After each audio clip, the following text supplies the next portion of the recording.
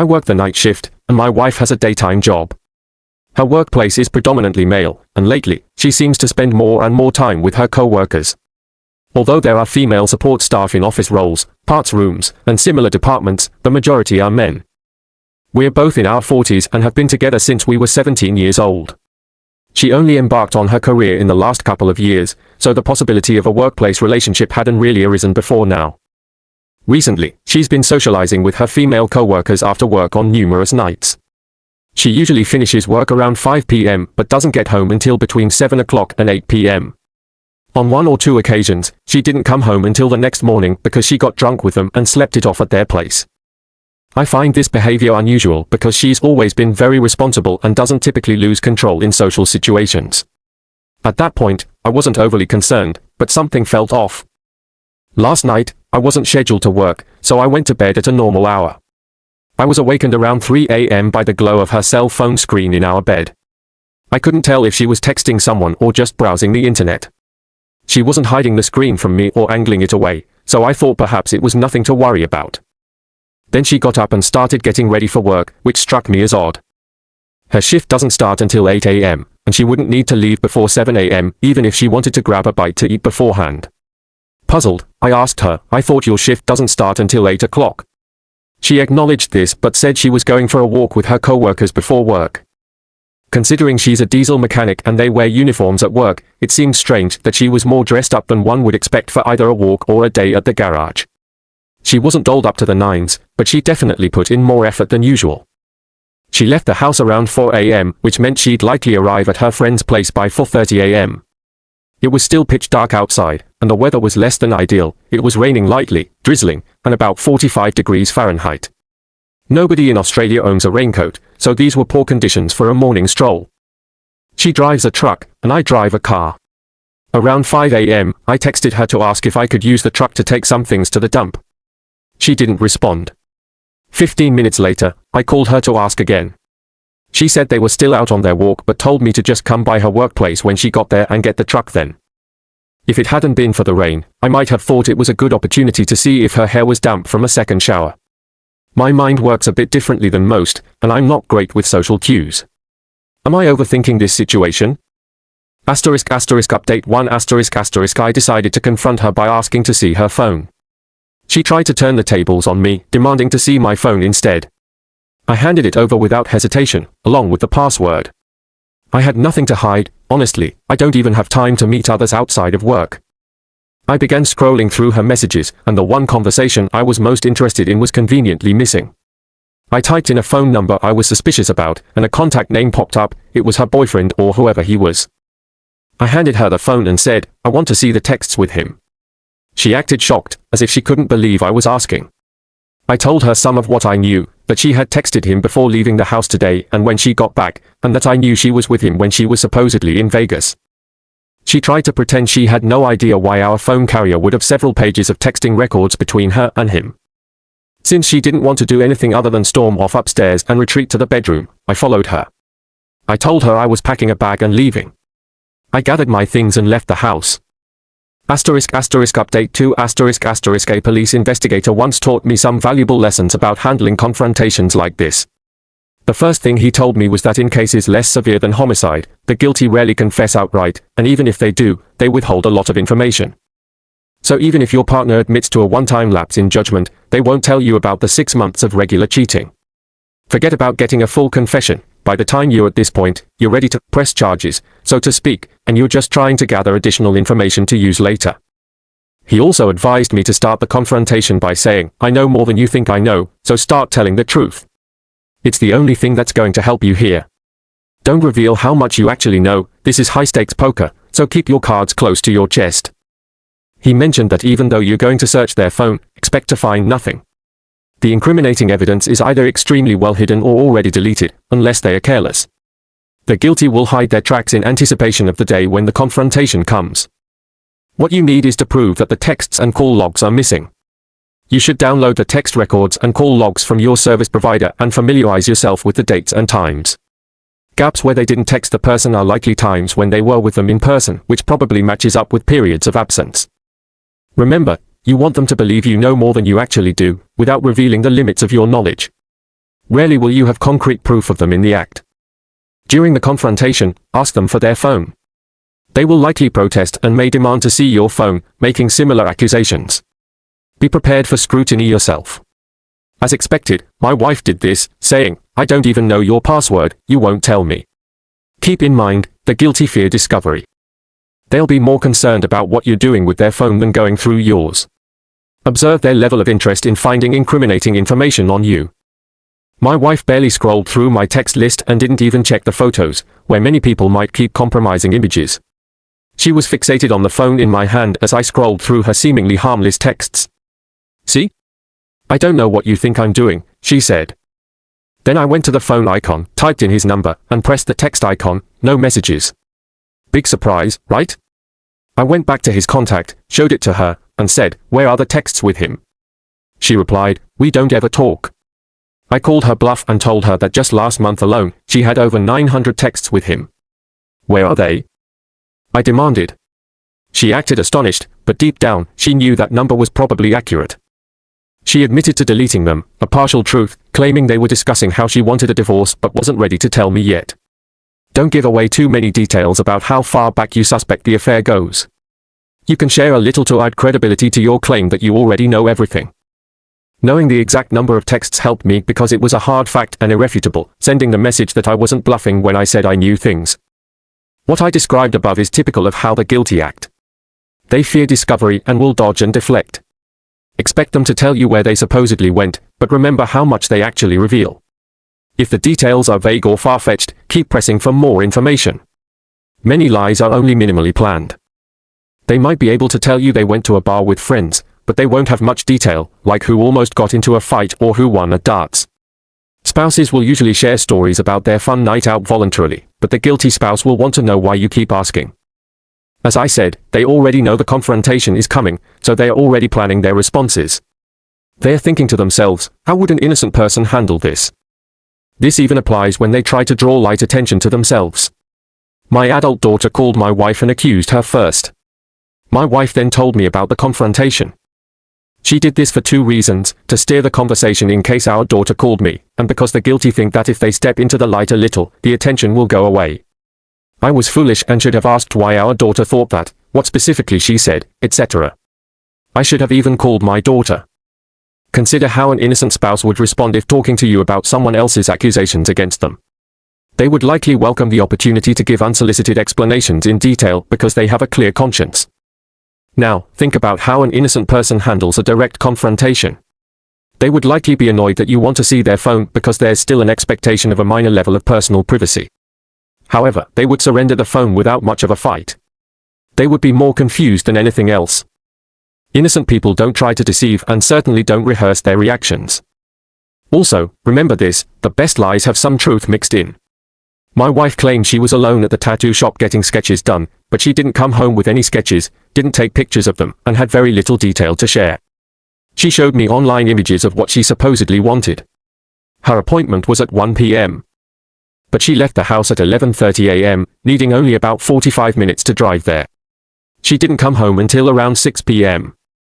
I believe she went to the tattoo parlor that day, but I think she went to his house first. They likely went together, got an appointment card for a future session, a potential alibi, had a nice lunch together, then went back to his place before she came home. It was that evening when I confronted her. Just because they can prove their whereabouts doesn't mean they can easily account for all their time. She said traffic was really bad, but provided no details about any accidents, no mention of a blue Honda flipped over or anything like that. She also said she went to Home Depot looking for some rings for a lifting strap but couldn't find them. Empty-handed errands are a red flag. There are more things the investigator taught me, but I can't recall all of them right now. I'll update if I remember more. Update 3 ***. She's still with him, and I doubt things are going to work out for us. I've acknowledged that I have anger issues, and that's ultimately what drove her away. I've actually been making pretty good progress in managing my emotions. She has never admitted to the affair, but I can forgive because of my role in the whole situation. She's told me that there's no hope of us reconciling and suggested we cohabitate for the sake of the kids. I was initially optimistic that maybe we might one day reconcile. I was concerned that the cohabitation was a compromise she was offering because she was still afraid. So I offered her a divorce if that's what she really wants. She didn't mention it again, so I took that to mean maybe she doesn't want that. Who knows? Maybe she was softening up a little. We even took the kids to dinner last night, and she was pleasant and conversational, even looking at me while talking. I really thought maybe the ice around her heart was melting.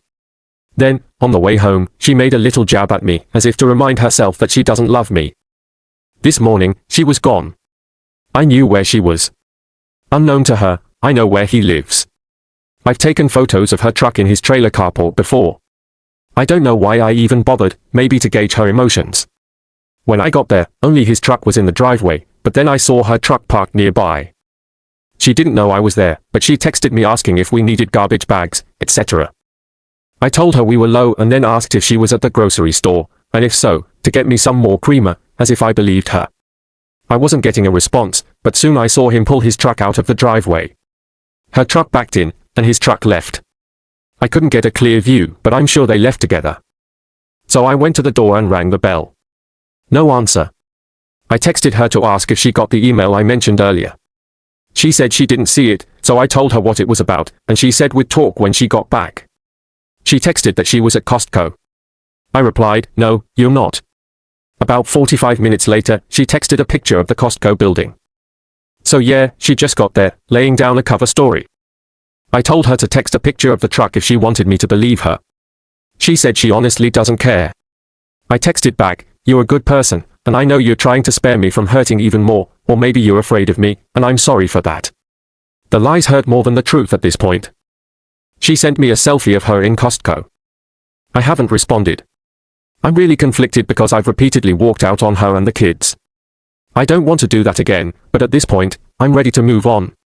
Staying means living with someone I love while she perpetuates a lie, either to protect me or because she's afraid of how I'll react. None of this is healthy. Update for I had a consultation with a lawyer yesterday and have some other updates. This might be a long one. My therapist convinced me not to make any sudden decisions while my emotions are running high, so I took his advice and waited. My wife and I are cohabitating for the kids. Yeah, I'm a bit of a pushover who's paying for a roof over my soon-to-be ex-wife's head while she's out with another man. She has a separate group chat with the kids and tells them things like she's out with Maria getting drinks, of course, at 4 a.m., when she has to be at work in a couple of hours and the bars aren't open. My youngest, who is high-functioning autistic, looks up things like when the bars or the gym are open, so they are now catching her in lies to them. She can lie to me all she wants, but she's damaging her relationship with the kids now. After a couple of good nights of sleep, I'm not losing sleep over her anymore. I did the lawyer consultation. The lawyer says that with equal time, child support would only be $42 a month. My wife doesn't want to sell the family home, but she wouldn't be able to buy me out, and she couldn't afford it by herself. The lawyer says if I want to sell the house will be sold. So I'm in a bit of a power position here. I've got way more saved up than she does, so that's at risk of equal division. However, some of those assets, like my 401k and company stock, haven't vested yet, so the lawyer says that's a valid point for not being able to claim them because there's still uncertainty. She said I could protect all of that by using the house as leverage. Basically, if I opt to continue paying half the mortgage until the kids are grown in 5 years, I could negotiate for half the future equity. By making that concession, I could protect my savings. It would essentially be a real estate transaction at that point. As for my personal life, I did crack under pressure from lack of sleep and wanting to end the grieving. I tried to reconcile with my wife, basically doing the pick-me dance. I think that was about 2 weeks ago. I came home from work because I couldn't function. I prayed, never do that her truck would still be there and that God would put a little love in her heart for me. I tried to talk to her, but that didn't work. I was pretty pathetic. It felt like God didn't answer. Fast forward to last Sunday. I didn't have anywhere to go, but I told her that I would be out of the house until work so she could see the kids without me around. She bought them pizza before leaving again soon after. I sat in my car, reading forums and other things. I don't know why, but I downloaded Tinder and set up a profile. I wasn't looking for a hookup, just casually scrolling through profiles, swiping left on most. I talked to one girl but felt nothing. After work the next morning, I saw a profile and swiped right, again, not sure why. Instant match. She messaged me with, "Hello, handsome." I'll tell you, it couldn't have come at a better time to hear someone show kindness toward me. So we talked, and it went well. We had what I guess you'd call a date on Tuesday night, a couple of drinks. I was honest with her about my situation because, on the off chance this goes anywhere, I'm not going to start with a lie. She had been cheated on as well, was divorced for a while, and wanted to date again. I walked her to her car, and we kissed. Mind you, my wife ended the marriage, so all we have at this point is a piece of paper. I'm not going to lie, thinking about this woman and having hope again is what calms my mind and lets me sleep. Maybe it's God's mercy that he ignored my request and sent someone instead to show me I can be valued by someone else. I know this is all fast, but my marriage was in trouble for years. I had contemplated divorce for a long time but didn't act on it, nor did I act to save the marriage either. Her affair was the final catalyst for ending it, and maybe it needed to happen because neither of us was happy, and neither of us was going to end it. At this point, if I was the one being tested, I wonder if I would have failed. I have worried that I'm at risk in that regard, so I've always kept my distance around other women. Anyway, the happy memories of my wife are all too distant. This all feels like when someone who has been terminally ill dies, you grieve the loss as soon as it happens, but I think acceptance comes much faster because you've been aware of the inevitability of it. Update 5 I paid the retainer today. Yep, I got the ball rolling on the divorce. Now, cohabitation is looking like it's coming to an end soon. My oldest son, who is 23, and I are going to rent a place together. He's not on speaking terms with his mom right now because of her cheating on me. I'm seeking to sell the house and get my equity out. She doesn't want to sell. The problem for her is she can't afford the payments and won't get enough from the divorce to buy me out. It cost me $2,500 to retain the lawyer, ouch, but worth it. Day trading is my hobby, and I'm really good at it. I'll have more money to execute bigger trades. Also, I've always wanted a 1979 Fiat Spider convertible and never could justify it as a responsible married man. Now I don't have to, so when this is all said and done, I'm going to be driving around in a car I've wanted for a really long time. I hope the vanity plate, STRYNN, is available when I get the car. When I walked out of the lawyer's office today, I had the song, Damn, It Feels Good to Be a Gangster, playing in my head. I'm wondering if she's going to go full volcano when she gets served and sees I'm pushing for the sale of the house. The dumb thing is, we would both walk away with enough cash to get our own homes. She can move him in with her, and I can do my own thing as well. Update 6 My soon-to-be ex-wife is surrendering her truck back to the bank. She has been trying to text me casually, but I've been pretty good about keeping my responses minimal, often just ignoring her texts altogether. She texted me to say that Home Depot had evaporative coolers in stock. We tried to get one during the winter when they were on sale. She asked when I was coming home, we're cohabitating but in separate rooms, and even said to have fun at the water park tomorrow, I was taking the kids. Oh, by the way, dads, water parks are mom central, so plenty of divorced single moms there. Well, today she texted me to say that she is going to turn in her truck, a 2019 Ram with a $730 payment, so our oldest will have to stop using the old, paid-off car with 220,000 miles. I have to admit, it feels satisfying to see her having to make sacrifices due to her actions. I also had a long talk with my sister. According to her, the guy my wife is with has had 4 failed marriages. She seems to think he latches onto women, uses up their money, and moves on. Seems unlikely, but who knows? I told my sister that in that case, I hope he prods her to settle the divorce quickly. I also said I hope they don't break up until I have that paper signed and have moved on. Just had to talk about this, she's planning to return the truck because she plans to refinance the house and can't afford a cash out to pay off the truck and still be able to make the new loan amount. This fits with my plan, which was to get myself off the home loan. She knew I was looking for another place and didn't intend to stay and pay half the bills while she's out with someone else. I told her that my plan was for her to get the house but that I needed to get bought out. I have a lot of other liquid assets that she would have to surrender any claim to in order to buy me out. She still comes up short, but the amount, while big, is still trivial to me. As I see it, it's a potential cost of a quick exit.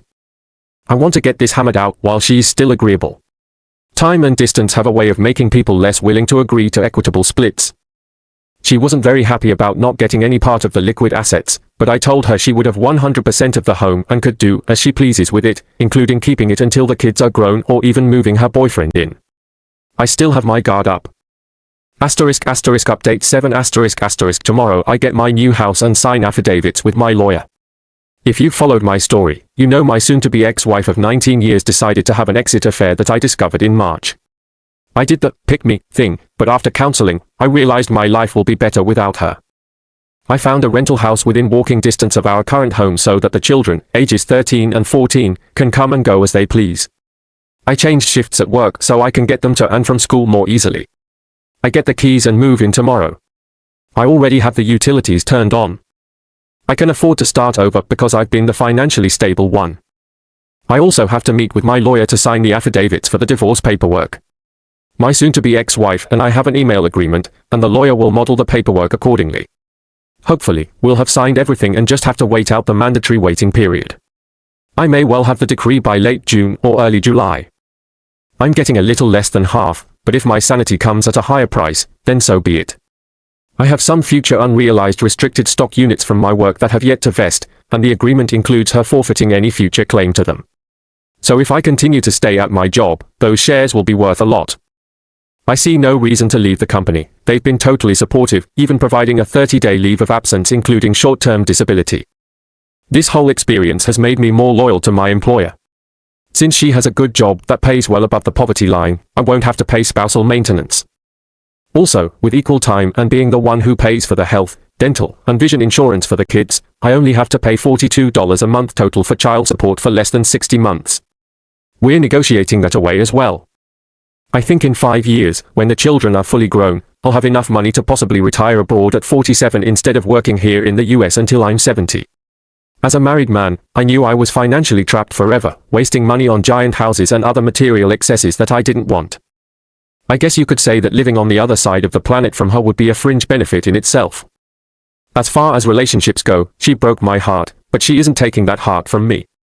There is a woman out there somewhere to whom I will entrust it, even if it means being vulnerable again.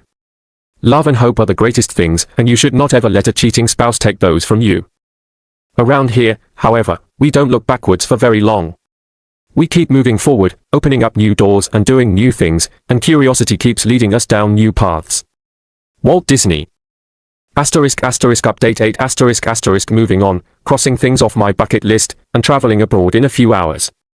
I've taken the month of July off from work, and I'm going to Thailand. I think the key to being single again is that you have to rediscover the you that you've neglected. Right now, I'm adding to my list of experiences. When my soon-to-be ex-wife texts me, I respond when I feel like it, sometimes not for days.